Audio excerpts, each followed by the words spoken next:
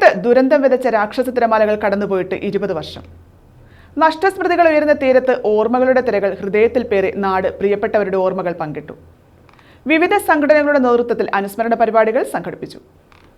Tsunami ദുരന്തത്തിന്റെ 20ാം വാർഷികം വിവിധ ചടങ്ങുകളോടെ ആചരിച്ചു. അഴീക്കൽ സുനാമി സ്മൃതി തീരത്ത് പുഷ്പാർച്ചനയും സ്മരണാഞ്ജലിയും നടത്തി. അഴീക്കൽ പൂക്കോട്ട് കരയോഗത്തിന്റെ നേതൃത്വത്തിലും സ്മരണാഞ്ജലി അർപ്പിച്ചു. സുനാമി ദുരന്തത്തിന്റെ ഓർമ്മകൾ പുതുക്കി ചിത്രപ്രദർശനവും നടത്തി. അഴീക്കൽ വ്യാസവിലാസം കരയോഗത്തിന്റെ നേതൃത്വത്തിൽ സുനാമി ദുരന്തത്തിൽ വിട്ടുപിരിഞ്ഞവരുടെ സ്മരണയുമായി ബന്ധപ്പെട്ട ഫോട്ടോ പ്രദർശനം നടന്നു. BADA ആൽഫ തുടങ്ങിയവരുടെ നേതൃത്വത്തിലും അനുസ്മരണം സംഘടിപ്പിച്ചു. ആർത്തലച്ചെത്തിയ തിരമാലകളുടെ ഞെട്ടലിൽ ഇന്നും ആലപ്പാട് ഗ്രാമം നിൽക്കുമ്പോൾ സുനാമിയുടെ ഓർമ്മകൾ പേറിയാണ് ഇവിടെ സ്മൃതി മണ്ഡപം സ്ഥാപിച്ചിട്ടുള്ളത്. 143 പേരുടെ ജീവൻ നഷ്ടപ്പെട്ട ദുരന്തത്തിന്റെ ഞെട്ടലിൽ നിന്ന് 20 വർഷം പിന്നിടുമ്പോഴും ഗ്രാമം വിട്ടുമാറിയിട്ടില്ല.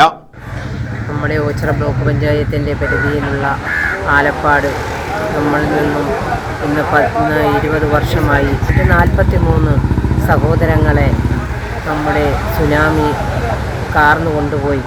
ആ ഒരു ദുഃഖത്തിൻ്റെ സ്മരണയായി ഈ ഡിസംബർ 26 നമ്മൾ അനുശോചനമായി രേഖപ്പെടുത്തിയിരിക്കുകയാണ്. അതിന് നമ്മൾക്ക് നമ്മുടെ കേരളത്തിലുണ്ടായ ഏറ്റവും വലിയ ഒരു ദുരന്തമാണ് കൊല്ലം ജില്ലയിൽ ഈ ഒരു ദുരന്തം. സുനാമി ദുരന്തവുമായി ബന്ധപ്പെട്ട സംഭവങ്ങളുടെയെല്ലാം നേർസാക്ഷ്യമായിട്ടാണ് സുനാമി സ്തംഭം സ്ഥാപിച്ചിട്ടുള്ളത്.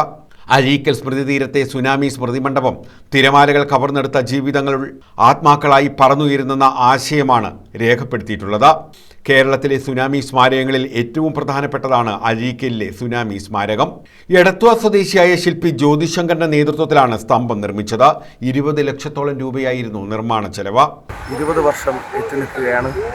2004 ഡിസംബർ 26 ലോക ജനതയെ ഞെട്ടിച്ചുകൊണ്ട് ആഞ്ഞടിച്ച സുനാമി തിരമാലകളാൽ ആലപ്പാട് ഗ്രാമപഞ്ചായത്തിലെ ഞങ്ങളുടെ 143 സഹോദരങ്ങളെയാണ് നഷ്ടപ്പെട്ടത്.